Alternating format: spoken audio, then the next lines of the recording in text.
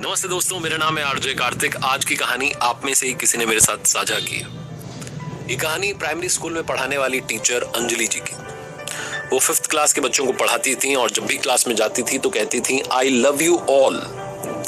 लेकिन जब वो ये आई लव यू ऑल बोल रही होती थी तो उन्हें मालूम होता था कि वो झूठ बोल रही है, क्योंकि क्लास में एक बच्चा था जिससे उन्हें नफरत थी। गंदे कपड़े पहनता था, शूज उसके गंदे रहते थे, शर्ट की कॉलर गंदी रहती थी, क्लास से बाहर उसका ध्यान रहता था।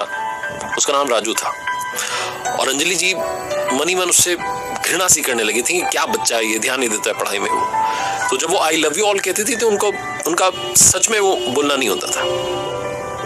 धीरे धीरे उनकी नफरत और बढ़ती गई। वो राजू पर ताने मारने लगी, ऐसा होने लगा। हाफ ईयरली एग्जाम्स हुए, प्रोग्रेस रिपोर्ट घर पर भेजने का समय आया। मैडम ने राजू के लिए बहुत कुछ लिख दिया उल्टा सीधा, ऐसा है वैसा है वैसा।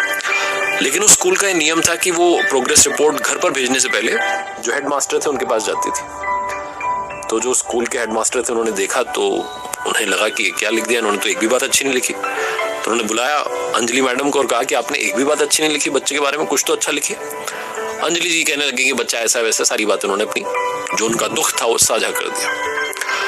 वो तो चली गई। हेडमास्टर सोचने लगे कि कैसे मैडम को समझाया जाए। उन्होंने पियोन को बुलाया और कहा कि जो राजू की पुरानी क्लास की प्रोग्रेस रिपोर्ट्स हैं उनको आप अंजलि मैडम की टेबल पर जाकर के रख दीजिए।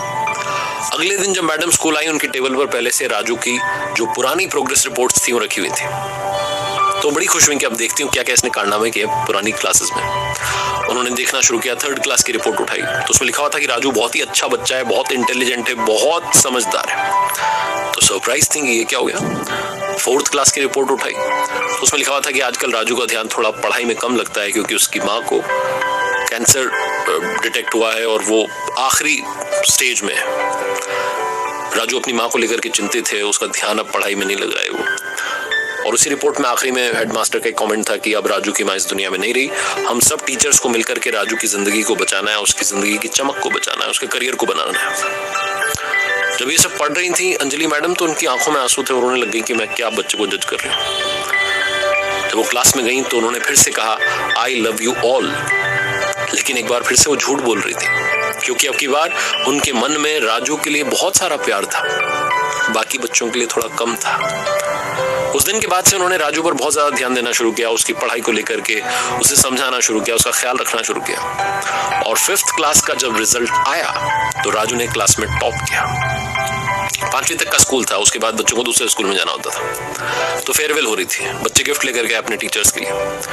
राजू जो था वो अंजलि मैडम के लिए पैकिंग अच्छी नहीं थी बट एक गिफ्ट लेकर के आया। बच्चे हंसने लगे कि क्या लेके आ गया। मैडम ने उस गिफ्ट को खोला, ओपन किया तो उसमें छोटी सी परफ्यूम की बोतल थी, इत्र की शीशी थी और एक कंगन था।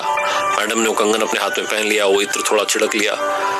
राजू दौड़ करके मैडम के पास आ गया और अटकती सी आवाज में बोला कि मैडम आज आपके अंदर से मेरी माँ की खुशबू आ रही है। अंजलि मैडम ने बच्चे को गले लगा लिया, कहा बेटा बहुत लाइफ में अच्छा नाम कमाओ। उस दिन के बाद से राजू दूसरे स्कूल में चला गया, पढ़ता रहा। हर क्लास में जब जब रिजल्ट आते थे तो एक चिट्ठी मैडम के पास आती थी कि इस साल मैंने बहुत सारे टीचर से मुलाकात की लेकिन आपके जैसी टीचर नहीं मिली, आपके साथ पढ़ाने वाला सिखाने वाला नहीं मिला।